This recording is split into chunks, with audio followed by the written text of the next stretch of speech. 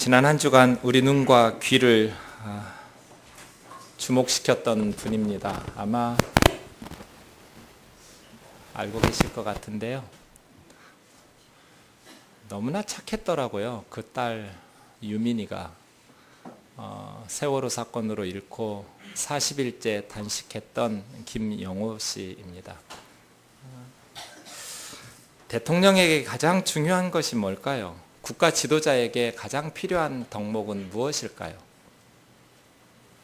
열왕기상 3장에 보면 아버지를 이어서 왕이 되었던 솔로몬이 하나님 앞에 기도를 합니다. 아직 솔로몬 성전이 완공되기 전이었기 때문에 기브온이라는 곳에 산당에 가서 1000번제를 드리면서 솔로몬이 기도하니까 하나님께서 기브온에서 꿈에 솔로몬에게 나타나셔서 내가 너에게 무엇을 줄고 네가 원하는 것을 구하라 하고 말합니다.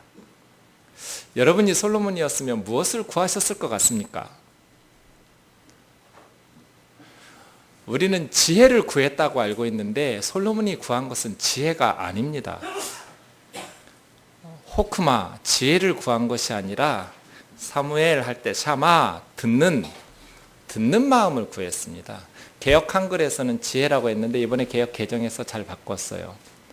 하나님, 나는 어리고 이 종이 이 많은 백성들, 헤아릴 수 없는 이 무수한 백성들을 어떻게 이끌어갈 수 있겠습니까?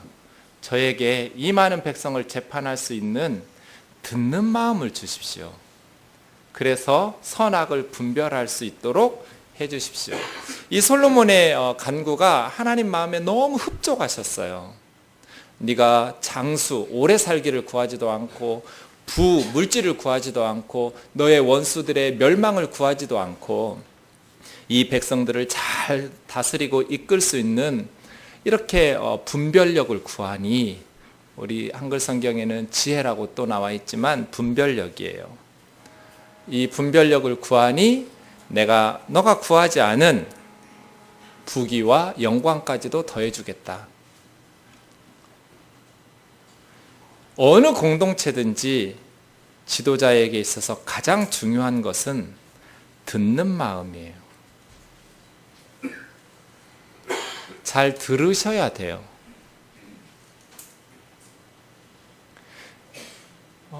이번에 청와대 홍보수석 하시다가 호남에서 여당 의원으로 당선되신 국회의원이 이건 정말 축하할 일이에요. 호남에서는 여당이 많이 당선돼야 되고요. 영남에서는 야당이 많이 당선돼야 돼요. 그래서 지역주의가 깨져야 우리 정치가 발전할 수 있어요.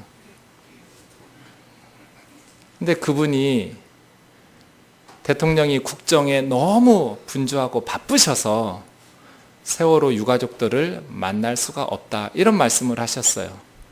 저는 너무나 궁금해요. 대통령께서 국정에 바쁘시겠죠. 바쁘시겠지만 도대체 얼마나 바쁘길래 자식을 잃은 부모들이 수십 일씩 죽기를 각오하고 단식하는 그곳에 나타나지 않으실까요? 4개월 동안 한 번도 얼굴을 비치지 않는 이유가 뭘까요? 이것보다 더 중요하고 급한 국정이 뭐가 있을까요?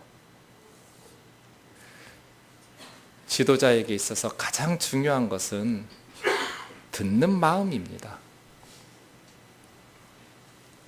얼마 전에 저에게 전화를 하셨어요. 50대 중반 집사님이셨는데요.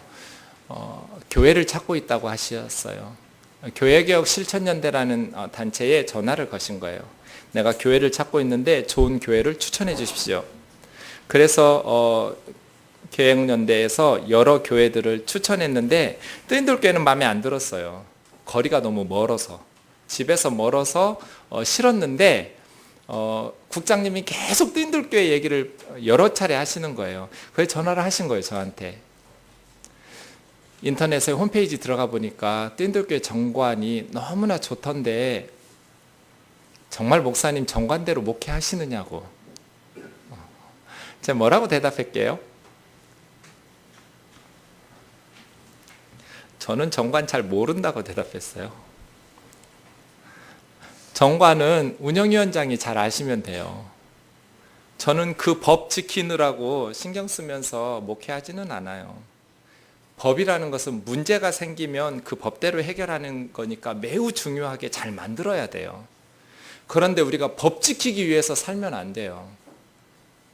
저는 한 가지만 머릿속에 넣고 목회하거든요. 내가 뜨인돌교회를 사랑하는가. 사랑은 법을 초월하는 거죠. 어쨌든 집사님, 저는 정관 잘 모르지만 천상에는 완전한 교회이나 지상에는 완전한 교회가 없습니다. 뜨인돌교회도 문제가 많습니다. 중요한 것은 문제가 있느냐 없느냐 하는 것이 아니라 교회가 그 문제를 고칠 수 있느냐 없느냐 하는 것입니다. 그 말씀 듣고 집사님 주일에 우리 교회 예배에 오셨어요. 오셔서 예배 드리고 이제 저하고 식사하면서 같이 세상에 이렇게 좋은 교회가 있느냐고, 정말 목사님 고맙다고. 그래 제가 속으로 이렇게 생각했어요. 저 행복이 오래 가야 될 텐데 곧 실망하시게 될 겁니다. 사람 사는 거 다 똑같습니다. 저와 여러분이 다른 교회 다니는 성도들보다 더 착합니까? 더 믿음이 좋습니까? 더 성경 지식이 많습니까? 그렇지 않습니다. 인간들 다 거기서 거깁니다. 중요한 것은 교회가 건강하냐 아니냐, 문제가 있느냐 없느냐가 아닙니다. 문제를 고칠 수 있느냐 없느냐, 이게 중요한 겁니다.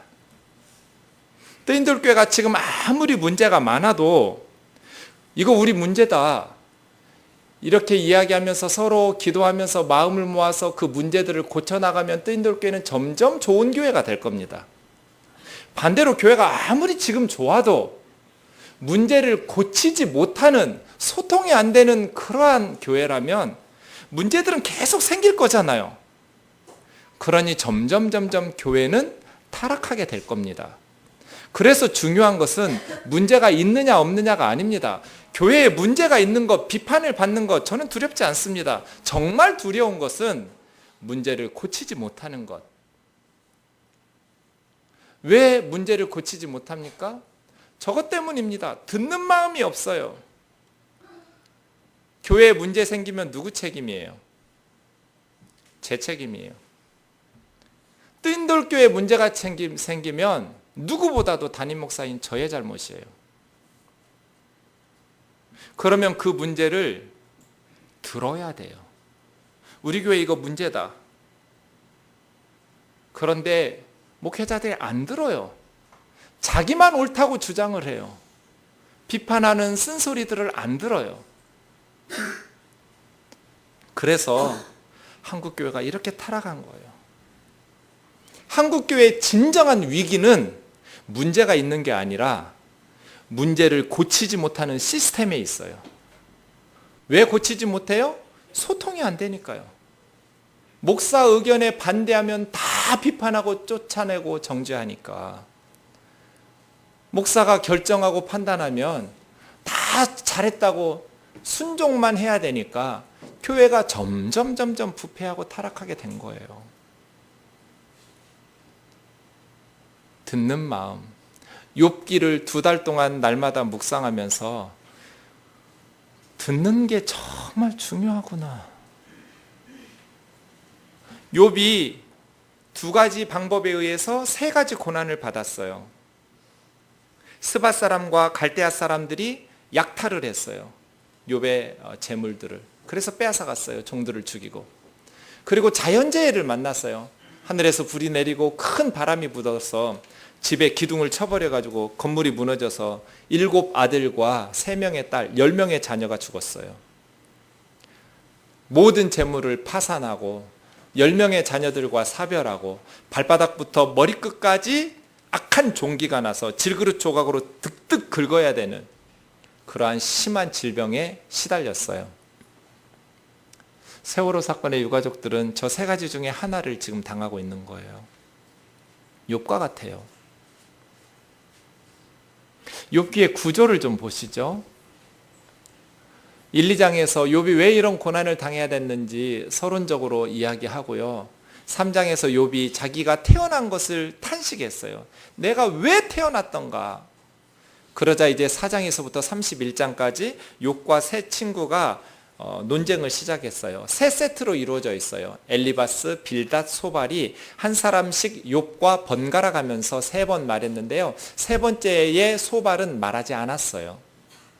그래서 어쨌든 세 세트의 논쟁이 이어진 후에 31장에 29장, 30장, 31장에서 과거, 현재 그리고 욥의 최후의 발언까지 해서 친구들과의 논쟁이 31장에서 끝났어요. 그리고 오늘 본문 32장이 시작된 거예요. 32장에서부터 37장까지 엘리후라는 청년이 나와요. 엘리후라는 젊은이의 말이 나온 후에 그 다음 38장에서 하나님께서 나타나시죠. 그러니까 오늘 묵상할 저 엘리후는 새 친구들과의 대화가 끝나고 하나님께서 등장하시기 전 사이에 쉼표 같은 거예요. 엘리후가 왜 등장했을까? 새 친구들과의 치열한 논쟁 후에 하나님을 맞이하기 전까지 하나님을 맞이할 수 있는 준비를 시켜주는 것 같아요. 엘리후는 이제 욥기를 읽는 독자들이 하나님을 맞이할 준비를 할 수 있도록 또 새로운 관점에서 욥의 고난을 생각해 보고 있는 것입니다. 욥의 세 친구의 논리는 4장 7절에 있습니다. 우리가 매주 이야기하는 것 같습니다. 같이 한번 읽어보겠습니다. 시작. 생각하여 보라. 죄 없이 망한 자가 누구인가? 정직한 자의 끊어짐이 어디 있는가? 엘리바스, 빌닷, 소발 이 세 친구는 저에게 한 거예요. 생각해 보라. 죄 없이 망한 사람이 누가 있냐? 정직한 자가 끊어지는 일이 어디가 있냐? 이렇게 말하는 거예요. 뭐예요? 욥 네가 죄가 있으니까 하나님께서 너에게 재앙을 내리셨고 그러면 네가 회개를 해야 하나님께서 너를 용서하시고 네가 회복될 수 있다. 계속 이야기를 반복했어요. 그런데 이거 사실이에요? 아니에요? 아니었어요. 하나님께서는 욥이 죄가 많아서 10명의 자녀를 죽이시고 재산을 파산하게 하시고 질병에 걸리게 하시지 않았어요. 1장 8절과 2장 3절에서 하나님께서는 자랑스럽게 욥을 칭찬하셨어요. 욥과 같이 완전하고 정직하고 하나님을 경외하고 악을 멀리하는 사람은 세상에 없다. 욥은 전무후무한 믿음의 사람이었어요. 그런데 이런 고난이 왔어요. 하나님의 말씀을 듣지 못한 새 친구는 네가 죄가 있으니까 이런 고난을 당하는 것이다. 사랑하는 형제 자매 여러분, 저와 여러분의 입속에 죄 짓고 벌 받았다는 소리가 사라지기를 주의 이름으로 축원합니다. 죄 지어서 벌 받았다는 소리를 절대로 하시면 안 돼요. 죄 지어서 벌 받으면 저와 여러분이 여기서 지금 예배 드릴 수 있겠어요? 다 죽었거나 병원에 입원하고 있을 거예요. 죄 없는 사람이 누가 있어요? 그리스도인들은 죄 지어서 벌 받았다는 소리를 하면 안 돼요. 저 사람 그럴 줄 알았어. 그렇게 예수 믿으라고 그러도 안 믿더니 교통사고 나가지고 사업이 망해가지고 그럴 때 여러분 자신을 한번 생각해 보세요. 우리는 정말 죄 없이 깨끗하게 사는가? 새 친구들은 네가 죄를 지었으니 이런 벌을 받는 거야. 욥은 그렇지 않아. 그때 이제 엘리후가 등장한 거거든요. 오늘 본문을 한번 보시죠. 1절에서 5절에 보면 반복되는 표현이 있습니다. 욥이 자신을 의인으로 여김으로 세 사람이 말을 그쳤어요. 더 이상 욥을 설득시킬 수가 없었어요. 친구 세 사람이. 그래서 이제 엘리후가 나오는데 화를 내면서 등장했어요. 엘리후가 화를 내니 그가 욥에게 화를 내면 욥이 하나님보다 자기가 의롭다고 하기 때문이고 욥의 세 친구에게 화를 내면 그들이 능히 대답도 못하면서 욥을 정죄했기 때문이고 지금까지 엘리후는 그 네 사람보다 나이가 어렸기 때문에 참고 있었는데 더 이상 세 사람이 요백에 대답하지 못하는 것을 보고 화를 내기 시작했어요. 버럭 엘리후예요. 버럭 엘리후. 계속 화냈다고 그래요. 이 젊은이는 왜 이렇게 화내고 있을까요? 왜 엘리후는 버럭거리고 있을까요? 그래서 오늘 설교 제목이 엘리후의 분노예요. 왜 이 사람은 이렇게 버럭거리면서 화를 낼까? 우리도 이렇게 자주 하거든요. 먼저 6절에서 10절까지 보시면 엘리후가 등장하면서 이런 이야기합니다. 나는 연소하고 당신들은 연로함으로 내가 뒷전에서 의견을 감히 내놓지 못했습니다. 나이가 많은 사람이 말하고 연륜 많은 자가 지혜를 가르칠 것이라고 생각했기 때문입니다. 지혜를 얻는 두 가지 방법이 있습니다. 하나는 경험입니다. 그래서 엘리후가 뒷전으로 물러나서 네 사람의 논쟁을 들으면서 꾹 참은 거예요. 하고 싶은 말이 너무나 속에서 막 흘러 넘쳤는데 꾹꾹 눌러 참은 이유가 연륜이 있는 사람들이 지혜를 말해줄 것으로 기대했기 때문이에요. 그렇게 엘리후가 기대했어요. 젊은 세대들은 기억하셔야 돼요. 나이가 많다는 것은 밥만 많이 먹은 게 아니에요. 이런저런 많은 경험들을 통해서 인생의 지혜를 얻은 거예요. 그래서 앞선 세대들이 여러분의 삶에 충고를 할 때 구시대식 아주 구시대의 유물이라고 그 말도 안 되는 답답한 소리 그만하라고 귀를 닫아버리시면 안 돼요. 너무나 중요한 인생의 선택을 젊은 날 해야 돼요. 결혼도 그렇고 진로와 직업도 그래요. 너무너무 중요한 선택들을 젊은 날 결정한 대로 대부분 인생이 진행돼요. 그런데 그 젊은 날에는 경험들이 없기 때문에 잘못 선택할 수 있는 가능성이 매우 높아요. 그래서 나이 많은 경험이 많은 앞선 세대들의 충고를 귀담아 듣는 것이 지혜로운 선택의 매우 중요한 방법이에요. 사랑하는 청년 여러분, 여러분의 부모와 여러분의 앞선 세대들의 충고를 귀담아 들을 수 있는 겸손이 있기를 원합니다. 다 살아보니 지혜가 생겨서 너무나 중요한 것들이 보이는 거거든요. 그 다음 내용을 보면 그러나 사람 속에는 영이 있고 전능자의 숨결이 사람에게 깨달음을 주시나니 어른이라고 지혜롭거나 노인이라고 정의를 깨닫는 것이 아니니라. 그러므로 내가 말하노니 내 말을 들으라. 나도 내 의견을 말하리라. 깨달음을 얻는 두 번째 방법은 하나님께서 사람의 영혼에게 깨달음을 주시는 하나님의 영감이에요. 앞선 세대들은 젊은 세대들에게 자신의 경험만을 가지고 그 젊은이들의 의견을 무시하면 안 돼요. 젊은이들에게는 하나님께서 그 시대를 살아갈 수 있도록 앞선 세대가 상상하지 못하는 창조적인 아이디어들을 주셔요. 이걸 존중하셔야 돼요. 앞선 세대들의 역할은 젊은이들의 인생을 결정지어버리는 것이 아니라 조언해주는 역할이에요. 이 두 가지 지혜를 얻는 방법이 있어요. 하나는 경험, 그래서 연륜 필요하고요.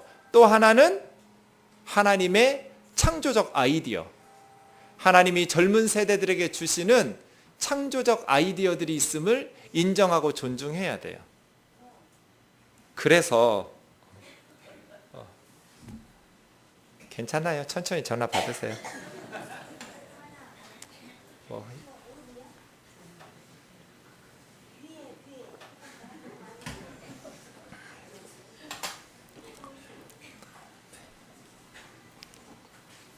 끝나셨어요?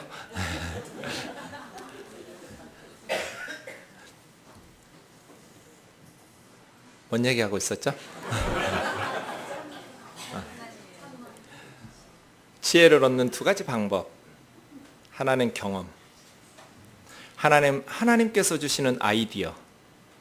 창조적 영감. 앞선 세대는 젊은이들의 그 아이디어를 무시하고 쓸데없는 것이라고 치부해버리면 안 돼요. 아이들의 말을 귀담아 들으셔야 돼요. 듣는 마음이 없으면 답답해져요. 소통이 안 되니까요. 엉뚱한 말도 들어줘야 돼요, 부모는. 부모가 아이들의 말을 들어줘야 되고, 목사는 성도들의 말을 들어줘야 되고, 대통령은 백성들의 말을 들어줘야 돼요. 들어야 돼요. 들어야 문제가 해결돼요. 인생 살면서 해결하지 못할 그렇게 큰 문제들은 없더라고요. 서로 마음을 터놓고 소통하면서 대화가 되기만 하면 힘을 모아서 우리 해결하자라고 팔 걷어붙이면 마음만 하나로 모아지면 해결하지 못할 문제가 별로 없어요. 그런데 왜 문제를 해결하지 못하냐면 듣는 마음이 없기 때문이에요. 다 자기 얘기만 해요. 남편의 말은 안 들어요. 아내의 말 안 듣지요? 자기 말만 해요. 그러니까 4장에서 31장까지 길게 친구들과 욥이 얘기했는데 다 딴 얘기예요. 욥은 너무너무 아프고 가슴 아프고 답답한데 한 사람도 욥의 말을 들어주지 않았어요. 그래서 엘리후가 등장했거든요. 엘리후의 논리는 이거예요. 새 친구들은 네가 죄가 있으니까 이런 벌을 받은 거야. 엘리후는 그런 소리 안 해요. 어떻게 말하냐면 이렇게 말해요. 그 다음이요. 네. 욥이 이렇게 말했다는 거예요. 엘리후는 4번 연설하거든요. 32장, 33장에서 첫 번째, 35장이 두 번째, 35장이 세 번째, 32, 3장이 첫 번째 연설, 34장이 두 번째, 35장이 세 번째, 36, 7장이 네 번째. 이렇게 4번 연설해요. 그런데 연설의 핵심이 33장 9절에서 12절까지 사이에 있어요. 욥이 저렇게 말한다는 거예요. 엘리후가 들어보니까 나는 깨끗하여 악인이 아니며 순전하고 불의도 없거늘 참으로 하나님이 나에게 잘못을 찾으셔서 자기 원수로 삼으셔서 이런 고난을 주셨다. 그런데 엘리후가 보니 그 말이 당신이 의롭지 못하다는 것을 드러낸다. 그러니까 엘리후는 고난받은 욥의 그 후에 말이 문제라는 거예요. 친구들은 네가 죄를 졌으니까 벌받고 있는 거다. 엘리후는 네가 벌받고 있는 후에 말하는 것이 너를 죄인으로 만들어낸다. 의롭지 못하다. 그런데 사실 욥이 깨끗하여 악인이 아니며 순전하고 불의가 없다고 말했어요? 나 죄가 없다. 나 불의가 없고 나는 악한 일을 한 게 없다. 이랬어요? 그러지 않았어요. 욥의 마지막 발언이 31장인데요. 31장 33절 34절 보세요. 내가 언제 다른 사람처럼 나의 악행을 숨긴 일이 있거나 나의 죄악을 나의 품에 감추었으며 내가 언제 큰 무리와 여러 종족의 수모가 두려워서 대문 밖으로 나가지 못하고 잠잠하였던가. 욥은 나의 악행과 나의 죄악이 없다가 아니라 나의 악행과 나의 죄악을 감추지 않았다예요. 하나님 앞에서나 사람들 앞에서나 수모가 들어와서 대문 밖으로 나가지 못하고 자기가 죄 지어놓고도 숨기지 않았다는 거예요. 하나님 앞에 회개했다는 거예요. 욥의 자녀들이 생일 잔치가 끝나면 그 다음날 아침 일찍 한 명씩 불러가지고 혹시 마음으로라도 하나님 앞에 죄를 지었을까 봐 속죄 제사를 드리고 번제를 드렸어요. 욥의 행사가 항상 이랬다고 그랬어요. 자녀들이 마음으로라도 하나님 앞에 죄를 지었을까 봐 하나님 앞에 회개시키고 번제를 드리고. 욥 자신이 안 그랬겠어요? 내가 죄를 지었으면 하나님 앞에 회개하고 하나님 앞에 번제를 드렸다는 거예요. 숨긴 적이 없어요. 사람들의 수모가 두려워서 나 죄 짓지 않았다고 변명하거나 숨기려고 한 것이 없다는 거예요. 그래서 욥이 생각하는 거예요. 내가 숨긴 죄가 없는데 하나님 앞에 회개하고 사람들에게 다 보상하고 배상하고 내가 하나님 앞에서나 사람들 앞에서나 내 죄를 변명하거나 가린 적이 없는데 욥은 죄가 없다고 말하지 않았고 죄를 숨기지 않았다고 말했어요. 하나님 앞에서나 사람들 앞에서 다 고백하면서 회개했다는 뜻이에요. 근데 앞으로 다시 와보세요. 엘리후는 뭐라고 그래요? 욥이 나 깨끗하고 불의가 없다고 말했다. 욥은 저렇게 말한 적 없어요. 그러니까 엘리후도 새 친구처럼 욥이 한 말을 제대로 듣지 않았어요. 자기 할 말만 생각하고 욥이 쏟아내는 말들에 대해서 화를 냈어요. 버럭. 왜냐하면 그 말들이 너무나 악했기 때문이에요. 엘리후가 생각할 때 욥의 말들이 너무나 불경스러웠기 때문이에요. 고난 당하는 건 알겠는데 그래도 하나님 앞에 그렇게 악하게 말하면 안 되지라고 엘리후는 책망한 거예요. 욥과 같은 상황에서 어떻게 말이 고운 말만 나와요. 너무너무 가슴 찢어지고 답답하고 아프니까 입 밖으로 나오는 말이 거칠 수밖에 없잖아요. 그 말들 때문에 엘리후는 분노한 거예요. 화가 나는 거예요. 그리고 욥을 이렇게 설득하지 못하는 새 친구들에게 막 화가 나는 거예요. 욥이 자기가 하나님보다 더 의롭다고 주장하니까 그런 식으로 들으니까 화가 난 거예요. 엘리후는 너무너무 화가 치밀어 올랐어요. 왜냐하면 자기가 비난받아서가 아니라 하나님이 모욕을 당한다고 생각했기 때문이에요. 그런데 이 엘리후의 잘못이에요. 16년 전에 뜨인돌교회 개척하기 바로 전해에 여름에 제 동기 전도사님이 우즈베키스탄 단기 선교로 청년부 담당이었는데 청년들 데리고 갔다가 청년 회장이었던 형제가 물에 빠져 죽었어요. 그때는 인천공항이 없었어요. 김포공항이 있었는데 제가 김포공항으로 나갔어요. 나가서 비행기를 기다리는데 그 어머니가 믿음이 참 좋으시더라고요. 아버님은 믿음이 좀 이제 막 초신자였는데 친척들이 다 안 믿으셨어요. 근데 친척들이 말들을 거의 전도사 오면 잡아 죽일 기세예요. 대학생이었던 아들이 선교하러 갔는데 죽어버렸으니 그 고통은 뭐 말로 설명할 수가 없죠. 말들이 너무 거칠더라고요. 그래서 전도사님이 나오자마자 제가 잡아서 승용차로 피난시켰고요. 제가 일 처리를 했어요. 관으로 나왔어요. 비행기에서. 화장을 안 하고 관으로 내려와서 이제 버스 연구차에 싣고, 그때는 동대문에 이대병원이 있었어요. 동대문에 있는 이대병원 영안실로 가는 거예요. 장례식장으로. 그 버스 안에서 김포에서 동대문까지 가는 버스에 전도사님은 안 계셨고요. 제가 탔고 제 앞에 어머니가 탔고 그다음에 교회 권사님들 타시고 가족들도 타고 그랬어요. 조용한 버스 안에서 어머니가 그냥 한숨을 푹푹 쉬면서 말을 쏟아내는 거예요. 하나님도 무심하시지. 어쩌면 그렇게 착한 내 아들을 데려가셨을까. 울면서 신음소리를 내면서 힘이 하나도 없는 목소리로 하나님한테 왜 그랬냐고 따지는 거예요. 근데 버스 여기저기서 권사님들도 또 한마디씩 하는 거예요. 그 앞사람 뒷꼭지 보고 그래도 그러면 안 되지. 하나님은 예수님을 십자가에 내주셨는데 그래도 천국에 갔는데 그렇게 하나님한테 원망하면 안 되지. 이렇게 한 시간을 왔어요. 그러면 또 이 어머니는 그래요 권사님 나는 믿음이 없어서 막 그러면서 또 자기 말씀하시고, 권사님들은 그때마다 여기저기서 그래도 그러면 안 되지 이렇게 제가 막 권사님들 입을 틀어 막고 싶었어요. 할머니들 어디 가서 절대 그러시면 안 돼요. 아들을 잃었잖아요. 어떻게 고운 말이 나와요. 쏟아지는 말이 조금 하나님 앞에서 불경할 수 있어요.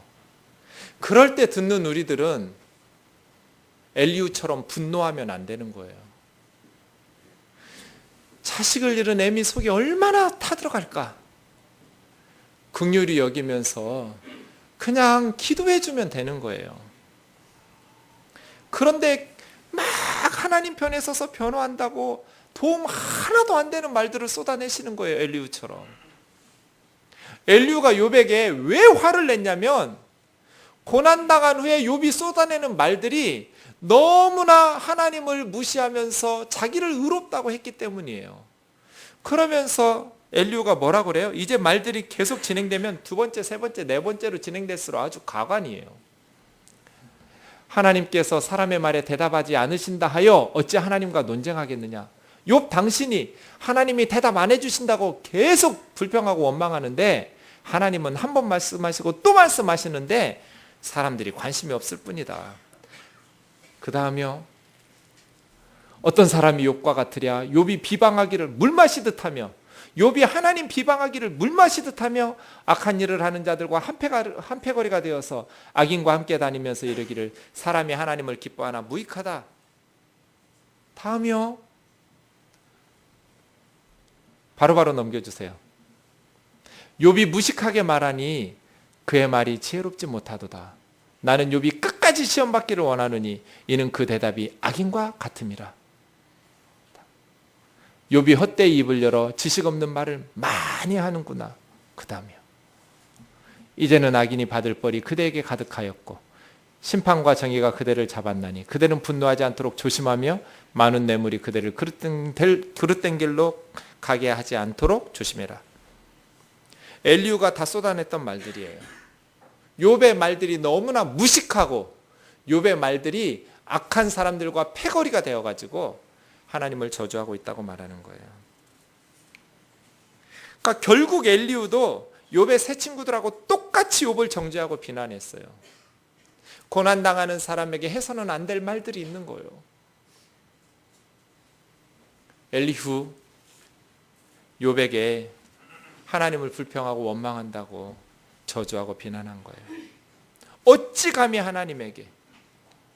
그런데 그것이 하나님에게 도움이 안 돼요. 교회에 문제 생기면 담임 목사님 제 책임이라고 그랬잖아요. 그러면 성도들이 저를 비난하는 말을 할 때 그냥 들어야 돼요. 그래야 문제를 고치죠. 그래야 상처받은 그 성도가 마음이 풀리죠.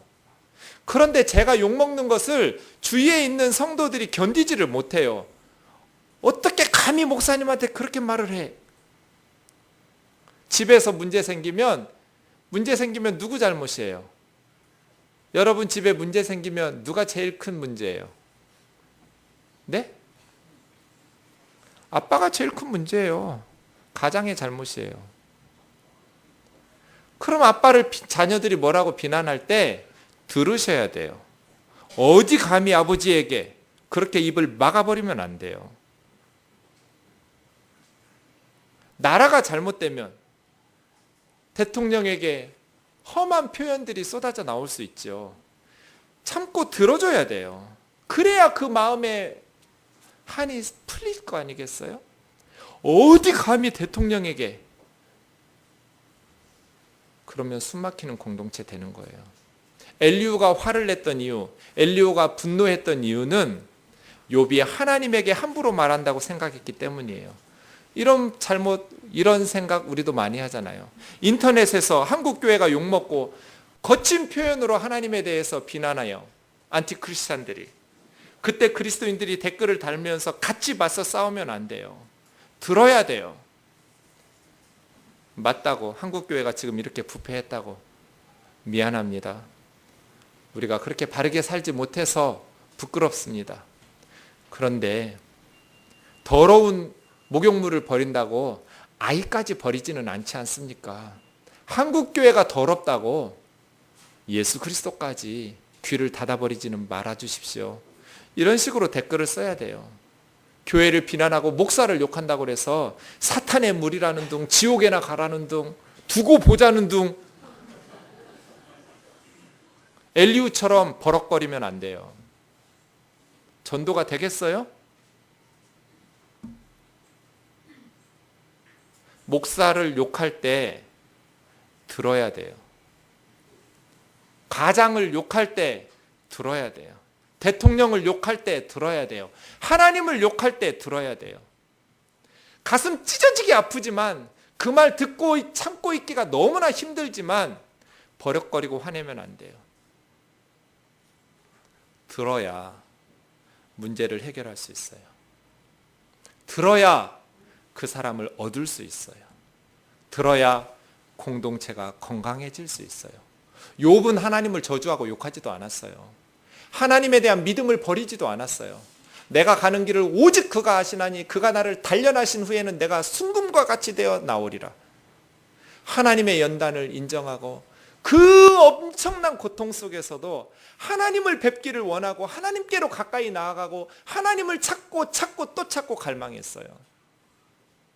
그런데 욥의 표현들이 거칠으니까 엘리후는 그것 때문에 계속 화를 내면서 쏟아내는 저주들이 넘겨짚게 하면서 욥이 악인들과 한패가리가 되어 다니면서 무식한 말을 쏟아내면서 하나님을 저주한다고 계속 화내면서 분노하면서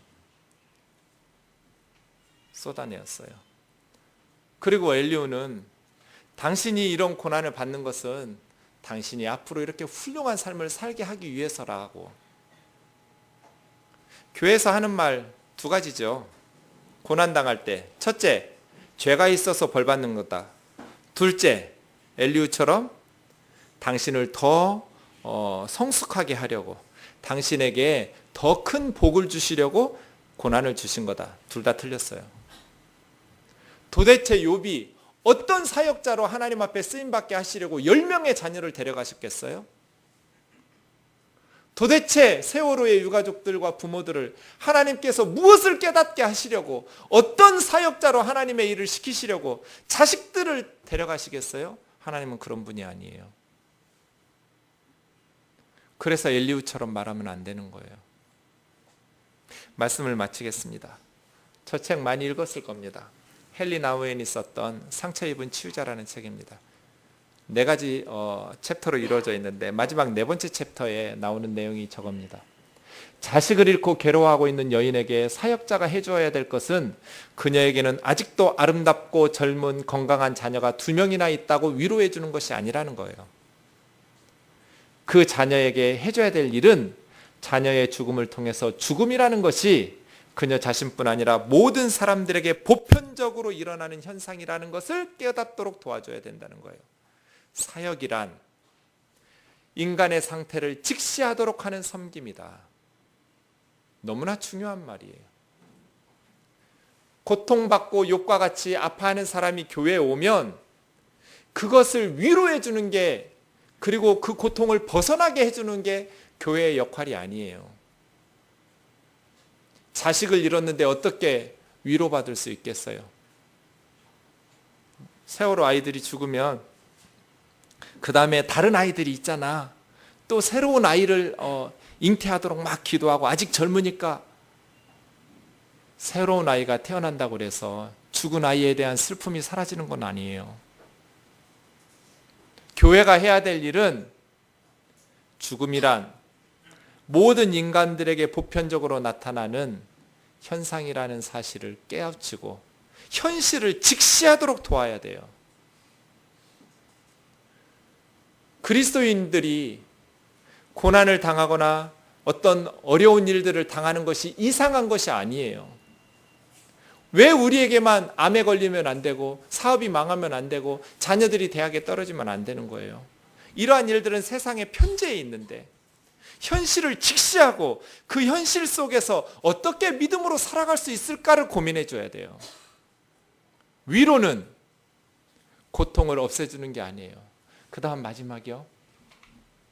기독교 공동체가 치유의 공동체가 될 수 있는 이유는 그곳에서 상처가 치료되고 아픔이 경감되어서가 아니라, 아픈 사람이 교회에 온다고 해서 그 상처가 치료되고 아픔이 경감되는 게 아니에요.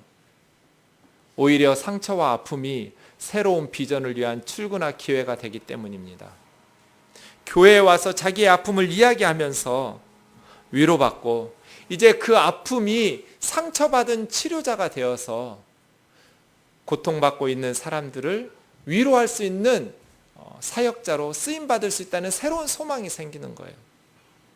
그러한 사역자가 되기 위해서 이런 고난을 주셨다? 아니에요.